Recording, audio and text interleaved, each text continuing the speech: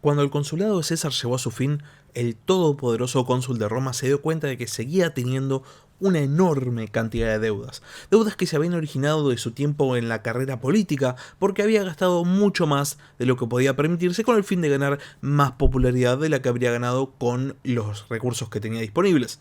Y para alguien tan endeudado como César, había realmente tres opciones.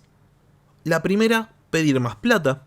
La segunda, enfrentar sus deudas como un ciudadano responsable. Y la tercera, planear alguna pequeña invasión con el fin de conseguir algo de botín y de esa manera terminar con este problema de las deudas. César, que era un tipo muy pragmático políticamente, eligió la tercera opción. Ya había utilizado de hecho esta opción cuando había estado en Hispania y había invadido a los lusitanos y le había dado bastante buen resultado. Había conseguido botín fácilmente, había conseguido que sus tropas lo aclamaran como un gran comandante y había conseguido un triunfo. Y por esto, la perspectiva de invadir un reino fronterizo, algún pueblo que viviera cerca de las provincias que a César le tocaba gobernar, era bastante atractiva. Digamos que era la solución más rápida y fácil. Y por esto se dispone a planear una invasión. ¿Y qué reino se dispone a invadir? El reino de los dacios. Un reino muy próspero que quedaba en los Balcanes. Habiendo elegido un objetivo, César se dispuso a intentar encontrar una excusa, porque no podía invadir un reino simplemente porque se le ocurriera. Él no era Pompeyo. Y si simplemente invadiese un reino sin provocación, iba a ser considerada una acción ilegal por parte del Senado, que todavía tenía un gran núcleo de senadores opositores a César. Y el problema es que esta excusa no llegaba, hasta que de repente se entera que del otro lado de la República, no en la Dacia, sino en la Galia, había una tribu que se disponía a migrar hacia las fronteras de una de las provincias que a César le tocaba gobernar. César había encontrado una oportunidad y, siendo un político tan pragmático, decide simplemente cambiar sus planes. El nuevo objetivo era la conquista de la Galia. Sean bienvenidos a La Barba Roja de Barba Roja, un espacio para hablar sobre curiosidades de la historia.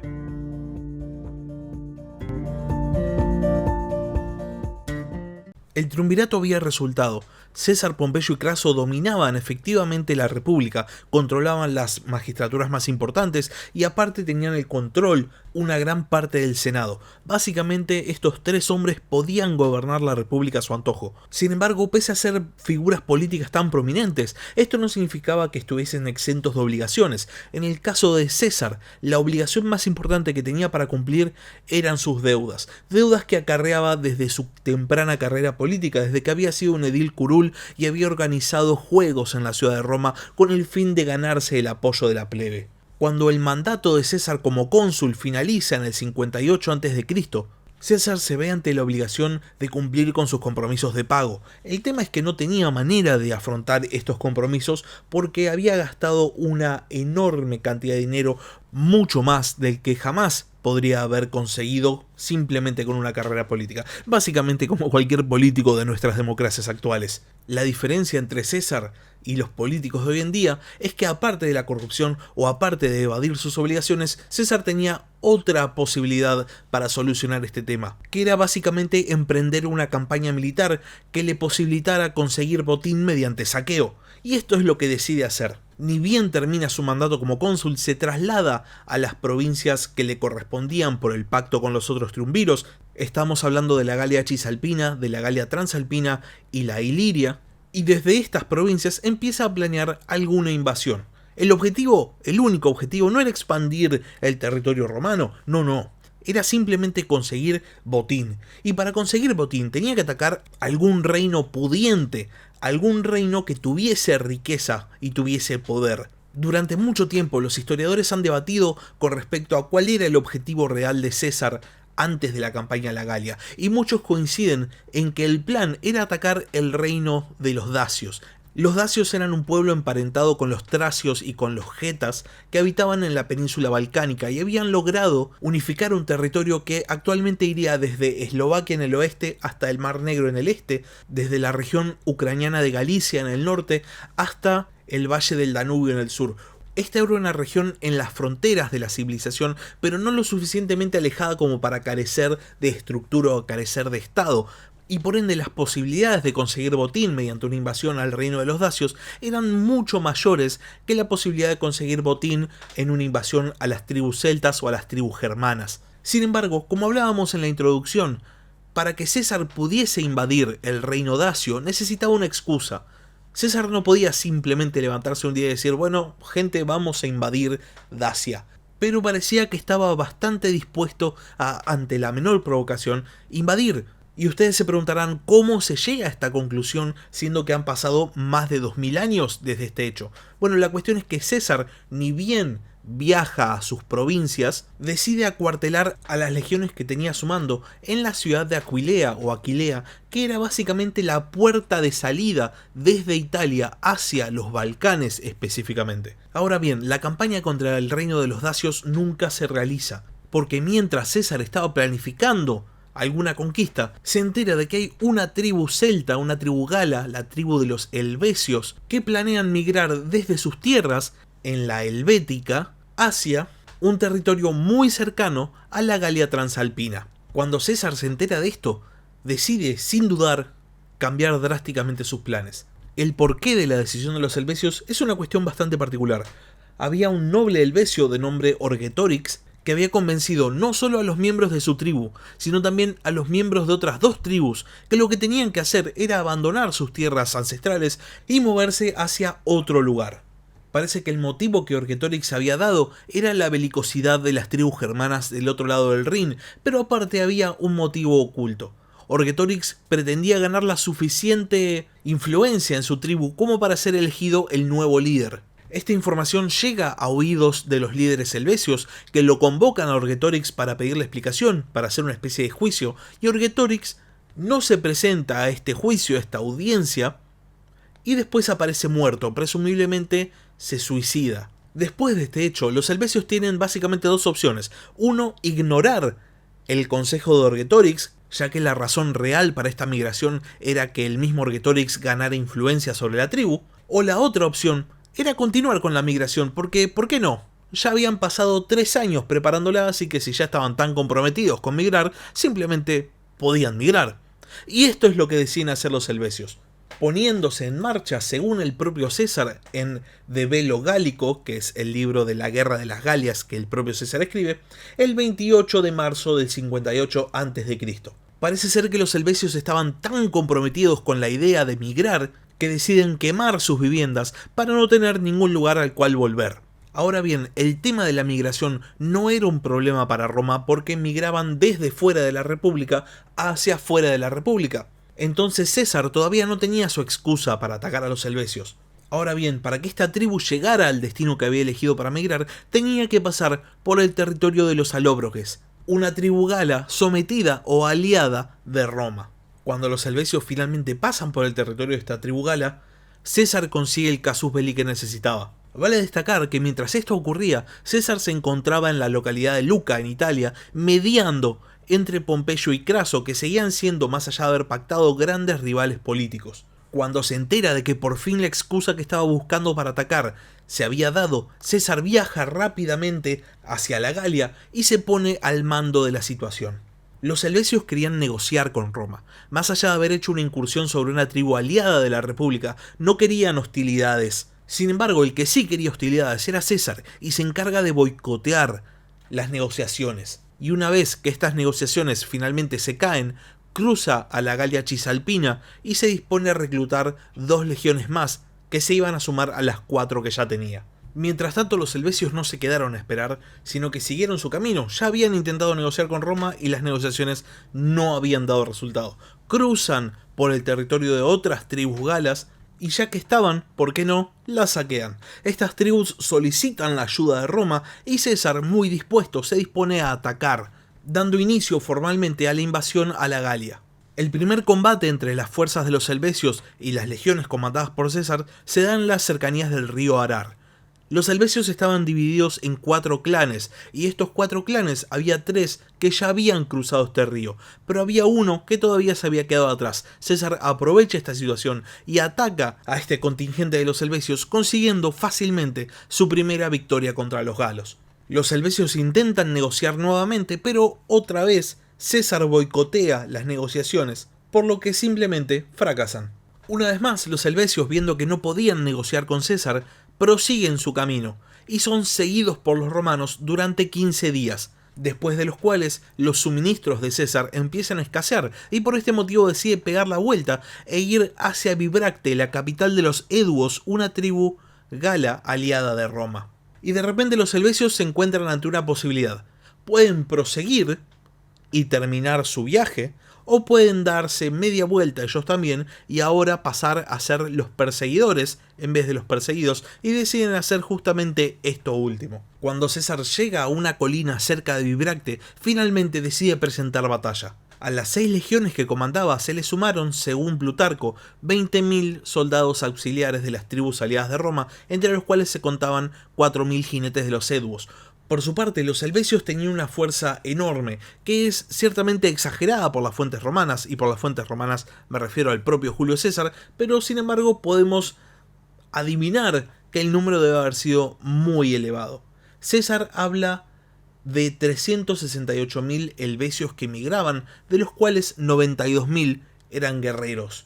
César, que tenía inferioridad numérica pero tenía una posición mejor en el campo de batalla, decide ponerse a la defensiva y pone a sus 4 legiones veteranas en la formación romana de Triplex Aquíes, dejando a las otras 2 en reserva junto a los auxiliares. Los helvecios por su parte formaban en muro de escudos, una especie de formación tipo falange muy propia de los pueblos bárbaros de esta época, y se dispusieron a cargar sobre la formación romana, dando inicio a la batalla de Bibracte. Los romanos, que estaban en una posición más elevada, al estar ocupando una colina, arrojaron sus pilum sobre los atacantes y después cargaron colina abajo, haciendo retroceder al ejército helvecio, que se refugió en una segunda colina. Mientras los romanos estaban cargando, llegan en ayuda de los helvecios otras 2 tribus, la tribu de los boyos y la tribu de los tulingos. Los helvecios, por su parte, viendo que llegaban refuerzos, se disponen a cargar una vez más sobre el ejército romano. César en este momento tiene que improvisar. La formación típica de las legiones no le sirve, porque no puede estar en una posición estática mientras es atacado por varios flancos. Por este motivo manda a las 2 primeras líneas del Triplex Aquíes contra los helvecios, mientras que manda a la tercera línea a atacar a los recién llegados, consiguiendo derrotar a las líneas enemigas. Parte de los helvecios se vuelven a refugiar en la colina en la cual ya estaban, y otra parte decide ir hacia su campamento. César, viendo esta oportunidad, carga contra el campamento helvecio, donde estaban no solo las posesiones de la tribu, sino también todos los no combatientes. Los romanos asaltan el campamento y masacran a todos los helvecios que encuentran. Los que logran sobrevivir, unos 130.000 según César, se refugian con la tribu de los lingones. César recién los va a perseguir después de 3 días, y los helvecios deciden capitular. César acepta la rendición a cambio de rehenes, a cambio de bienes y a cambio de que vuelvan a sus tierras, aunque los boyos se quedan por petición expresa de los Eduos. Después de semejante victoria, varios líderes tribales galos organizan una reunión, una especie de consejo, y lo invitan a César para felicitarlo y para informarle de que había otras situaciones a las cuales le podía prestar atención dentro de la Galia. Se referían expresamente a una situación que se había generado a base de una guerra entre los Eduos y los Arvernos, otra tribu gala que después va a tener protagonismo. Los arvernos habían contratado mercenarios germanos, y los germanos habían llegado en grandes cantidades, viendo grandes posibilidades de conseguir riquezas a costa de la guerra de otras tribus. Y el tema es que los germanos, específicamente la tribu de los suevos, comandadas por el rey Ariovisto, habían decidido quedarse en la Galia, porque habían encontrado nuevas posibilidades de conseguir más botín, dígase, saqueando tribus galas. Y son justamente los líderes de estas tribus los que le piden a César que interceda. César, por su parte, posiblemente también considerando que podría conseguir botín a costa de los suevos, manda un emisario a Ariovisto proponiéndole un encuentro.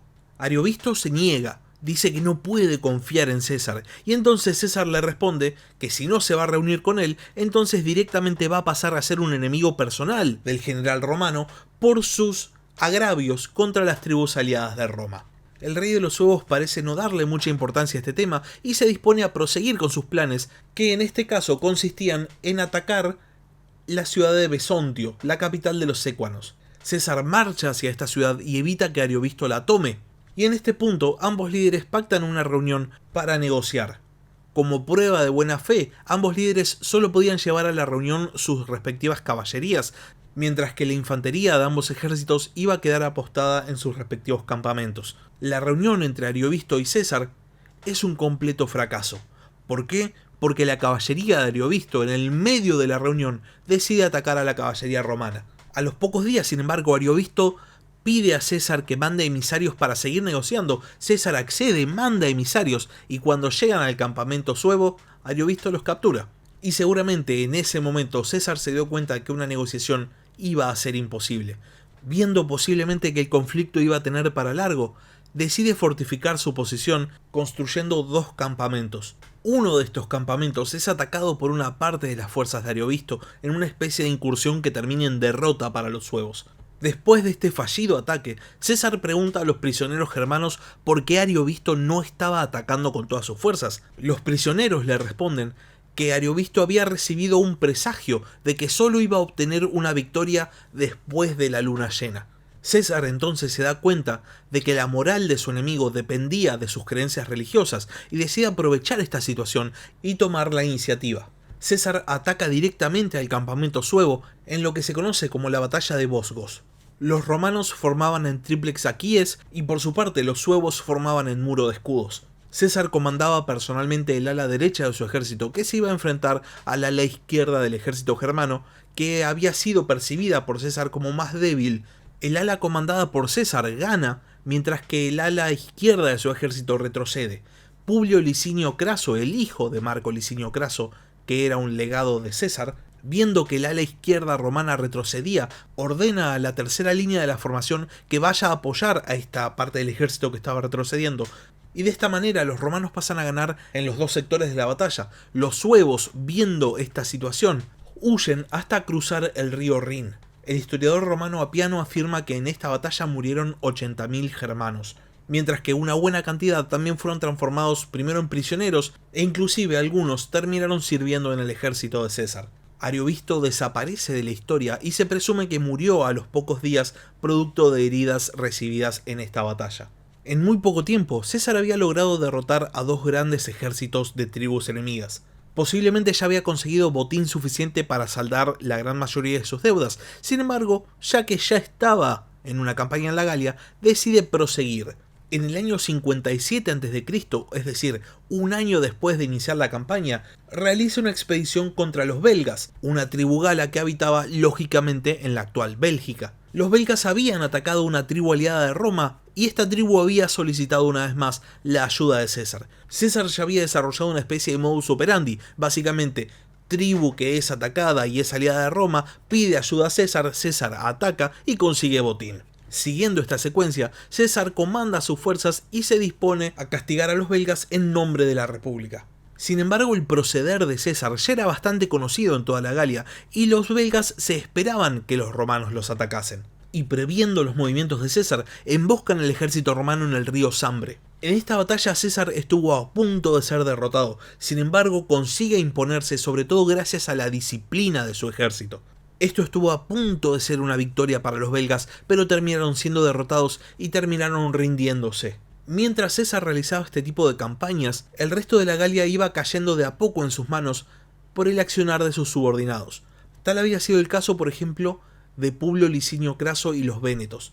Los vénetos, que habitaban en la Armórica, la actual Bretaña en el noroeste francés, se habían rendido pacíficamente ante la llegada de Publio Licinio Craso, y siendo que había tenido una relación bastante cordial, cuando Craso se ve falto de suministros, decide enviar emisarios a las tribus cercanas, entre las cuales estaban los vénetos, pidiendo justamente ayuda. Los vénetos responden secuestrando a los emisarios de Roma y exigiendo, a cambio de la vida de estos emisarios, que Roma se retire de Armórica. Esta acción es imitada por otras tribus vecinas y se genera una gran revuelta contra el dominio romano. César en este momento estaba en Italia mediando entre Pompeyo y Craso, que no tenían una buena relación y estaban en una especie de conferencia en la ciudad de Luca. Cuando se entera de esta situación, decide tomar cartas en el asunto. Los vénetos eran conocidos como los marineros de los galos. Eran los que más se enfocaban, digamos, en el mundo marítimo. Tenían barcos de gran porte y eran hábiles navegantes. Por otro lado, en tierra tenían una especie de red de fortificaciones, lo que los transformaba en una especie de fuerza defensiva. Si César quería derrotar a los vénetos, tenía que hacerlo en el mar, no en tierra, y por esto ordena a sus legiones que construyan una flota. El tema es que los romanos nunca fueron los mejores navegantes, y cuando por fin se enfrentan a los vénetos en lo que se llamó la batalla del Golfo de Morbihan, los barcos romanos de menor porte simplemente no podían competir con la poderosa armada de los vénetos. Literalmente las fuentes romanas dicen que los proyectiles lanzados desde la armada de César no podían dar en el blanco porque los barcos de los vénetos eran simplemente demasiado altos para los barcos romanos. Y entonces, viendo que no se puede ganar a distancia, la flota romana decide hacer lo que la flota romana sabía hacer mejor: abordar a los barcos enemigos y enfrentarse cuerpo a cuerpo. El problema con esto es que el mar estaba muy picado el día de la batalla, lo que hacía básicamente imposible el abordaje, hasta que en un momento, de repente, el viento cesa y el mar se tranquiliza. Cuando el mar se plancha, los romanos aprovechan la oportunidad y se lanzan al abordaje contra la flota de los vénetos, llevando el combate a un lugar donde ellos estaban cómodos. De esta manera, los barcos de los vénetos fueron cayendo uno a uno hasta que por fin lo que quedaba de la armada se dispersó. Ya sin flota que los protegiese, los fuertes de los vénetos fueron un objetivo sencillo para el ejército romano, y César terminó consiguiendo una nueva victoria con la cual selló el dominio de Roma sobre la Galia. Sin embargo, para César, la Galia no era suficiente y sabía que había territorios tanto cruzando el Canal de la Mancha como cruzando el río Rin, territorios en los cuales posiblemente podía conseguir más botín, más riquezas. Poco tiempo después de la victoria sobre los vénetos, los germanos deciden realizar una nueva incursión al oeste del Rin, cruzando la Galia e instalando un campamento en el río Mosa. Desde ahí atacan un poblado matando a 6.000 romanos y forzando una reacción de César. César una vez más reúne a su ejército y se dirige al campamento enemigo a negociar. Las negociaciones una vez más fracasan y cuando la caballería germana se estaba alejando de la reunión, César aprovecha la oportunidad y ataca directamente el campamento germano, donde se encontraba la población no combatiente. El ejército romano asesina a una enorme cantidad de germanos no combatientes y termina forzando a las tribus invasoras a cruzar el Rin nuevamente. César, sin embargo, no se contenta con simplemente expulsar a los germanos, y siendo que ya tenía el control sobre la Galia, construye un puente sobre el Rin y se dispone a cruzar. Del otro lado del Rin, busca batalla en numerosas ocasiones, pero los germanos no están dispuestos a combatir contra César. Y por este motivo, César simplemente da media vuelta y cruza el Rin rumbo a la Galia otra vez. Parece que César estaba buscando nuevos horizontes de conquista o nuevas oportunidades de conseguir botín, porque ese mismo año realiza una expedición cruzando el Canal de la Mancha y desembarcando en Britania. César había llevado consigo a 2 legiones, sin embargo, antes de llegar, una tormenta había hundido a varias de sus naves, por lo cual el ejército romano llega mermado. Sin embargo, busca batalla y se enfrenta a los británicos, resultando victorioso y consiguiendo como botín algunos rehenes. Sin embargo, después de estos combates decide volver a la Galia para planificar mejor una segunda expedición. Al año siguiente, en el 54 a.C., realiza esta segunda expedición a Britania, enfrentándose a la tribu de los Catubelaunos, derrotándolos y forzándolos a pagar tributo a Roma. Lo interesante de esto es que el tributo no duró mucho, sin embargo, el prestigio de haberle ganado a una exótica tribu de la isla de Britania fue premio más que suficiente para el ahora popular Cayo Julio César. Habiendo conseguido prestigio como general, botín para saldar sus deudas y gloria para Roma, César decide consolidar su dominio sobre la Galia. Después de todo, solamente en 4 años, esta región había pasado de ser el territorio salvaje al norte de la frontera de la República a ser una provincia más. César va a utilizar la Galia para proyectar su poder sobre la República. Ya no era más simplemente un político astuto, sino que se había transformado en un general con una reputación que mantener. La Galia, por su parte, era el lugar del que emanaba el poder militar y político de César, y cualquier rebelión iba a ser aplastada con puño de hierro.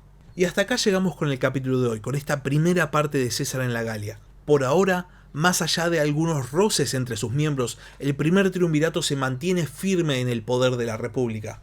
Mientras César se transformaba en un conquistador, Pompeyo navegaba las turbulentas aguas de la política republicana y Craso planeaba su propia campaña gloriosa. Iba a ser esta campaña de Craso la que iba a poner punto final al primer triunvirato romano, pero eso es historia para la semana que viene. Si les gustó el capítulo, si les interesa la historia antigua, la historia romana o la historia en general, no se olviden de suscribirse. Pueden suscribirse en Spotify o en YouTube. Y si quieren hacer algún comentario, si tienen alguna consulta o simplemente quieren decir algo, pueden escribirme al mail del podcast, labarbarroja@gmail.com. Pueden escribir un comentario en YouTube y también pueden seguirme en Twitter en @barbarrojacast. Muchas gracias por haber escuchado y hasta la semana que viene. Gracias por escuchar La Barba Roja de Barbarroja. Si tenés algún comentario, si tenés alguna pregunta o simplemente tenés algo para decir, podés escribir un comentario en YouTube o bien podés mandar un mail a labarbarrojadebarbarroja@gmail.com. Hasta la próxima.